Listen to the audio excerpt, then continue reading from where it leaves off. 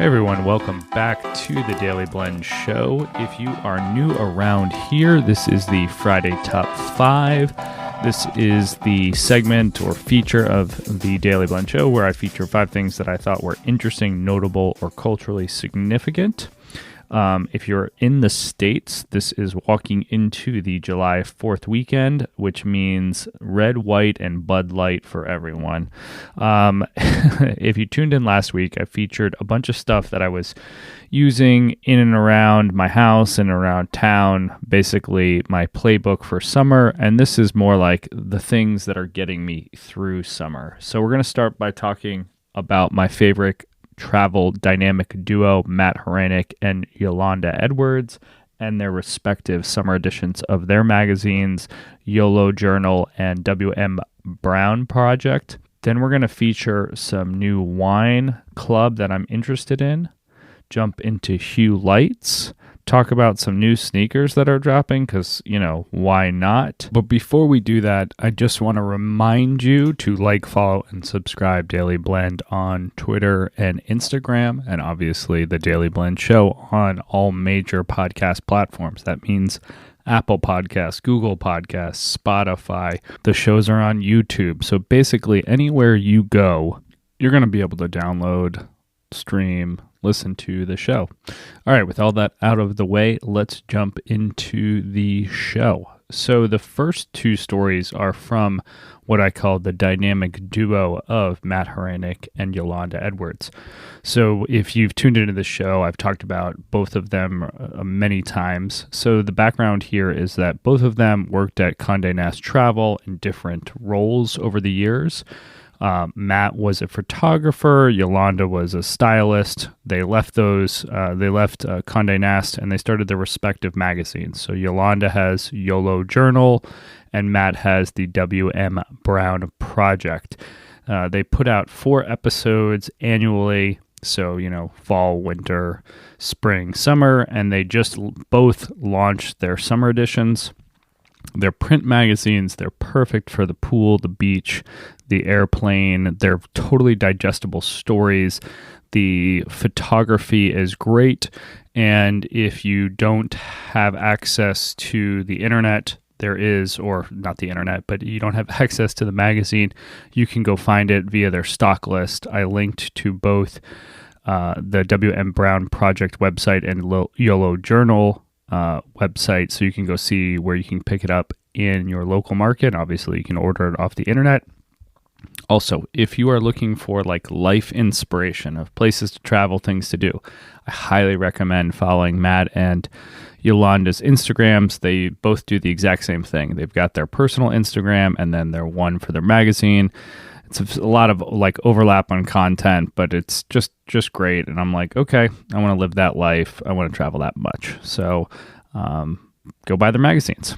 All right, the next one is the First Leaf Club. And so I've been just in a rut with wine. I either go to the grocery store and just get really angry because the wine is terrible, or I go to my local wine purveyor in town and just his hours are sort of not that long, and I have a hard time getting there after work, and I do a poor job of planning.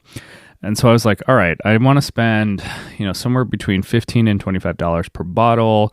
And I think if I spend, less money, but I do it over the internet, I'm hoping that I get a better quality of bottle than the grocery store at a similar price.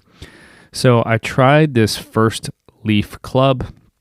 You can do it where you get, I think, 6 bottles, 9 bottles, or 12 bottles. I'm sure they'd let you buy as many as you want.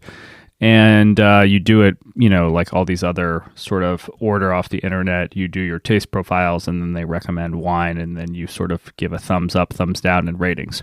Now, where I thought the First Leaf Club was a little different was the fact that pricing was cheaper. I think I got my first box for $30 or $40. I think every other box is roughly $60 or $80. So I think it comes out to somewhere between $12 and $14 a bottle, if my mental math is right.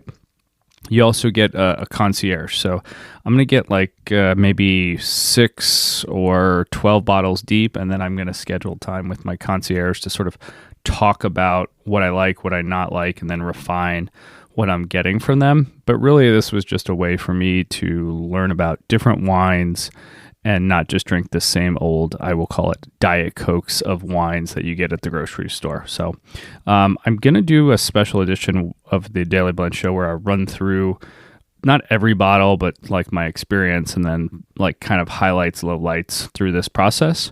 So be on the lookout for that episode. And I'd say that's probably going to come in August. So the next topic is one that I'm very excited about. So this is like a 1-2 punch with my wife and I.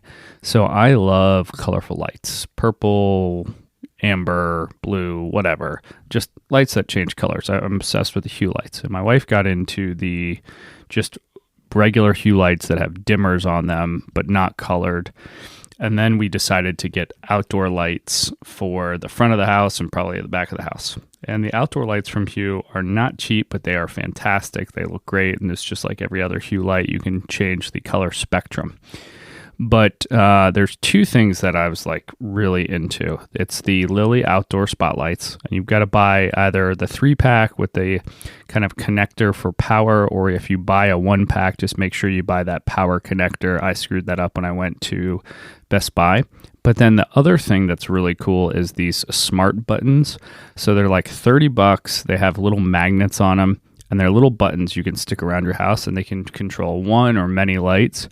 And so we have them hooked in our house to go basically like almost like a dimmer, like on, off, and then on 50%, 25%. And it really just makes like having Hue Lights a lot more fun and easier to use, because then I have to jump into my phone all the time.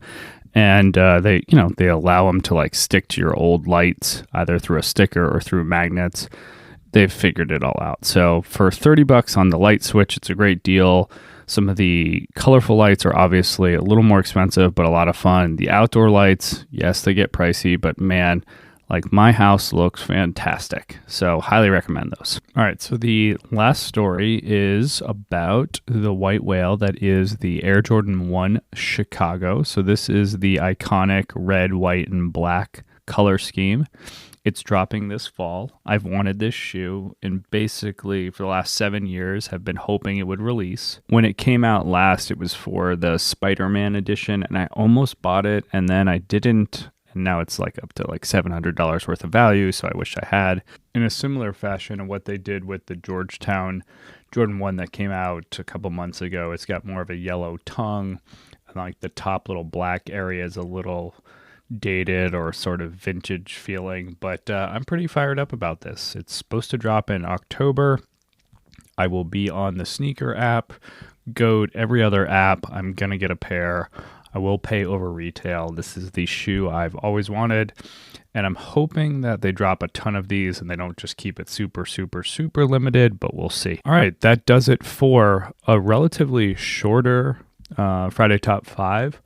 You know, I know everyone wants to get out, hit the pool, sun's out, guns out. Be on the lookout for my poolside mix. I put one out over the 4th of July weekend every year, and I've done it for the last couple, I think 3 or 4 years. So check that out. It will release on YouTube. I'll put it out on SoundCloud, and we'll repost it on the Daily Blend podcast, which is my other podcast, not to be confused with the Daily Blend show. So get out of the house. Go for a walk, hit the pool, hit the beach, hit the lake in my case, get on your paddleboard, sun's out, guns out, drink some Bud Light, drink some Miller Lite, drink some whatever your favorite thing is. Go get some tip-top cocktails. I don't know. Just do you and enjoy the 4th of July. We'll catch you on the next episode.